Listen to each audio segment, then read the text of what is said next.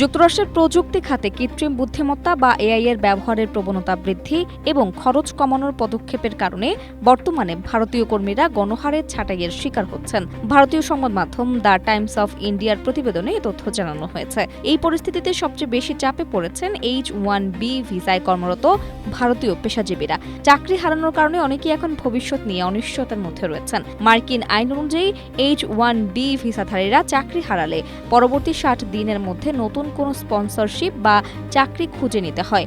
অন্যথায় তাদের বাধ্যতামূলকভাবে সপরিবারে মার্কিন যুক্তরাষ্ট্র ছাড়তে হবে। প্রযুক্তি খাতে এআই এর আধিপত্য বাড়ায় বর্তমানে নতুন স্পন্সরশিপ সহ চাকরি পাওয়া অত্যন্ত কঠিন হয়ে পড়েছে। ফলে বছরের পর বছর যুক্তরাষ্ট্রে বসবাস করা, বাড়ি কেনা বা সন্তানদের সেখানে পড়াশোনা করানো হাজার হাজার ভারতীয় পরিবার এখন চরম অনিশ্চয়তার মুখে পড়েছেন।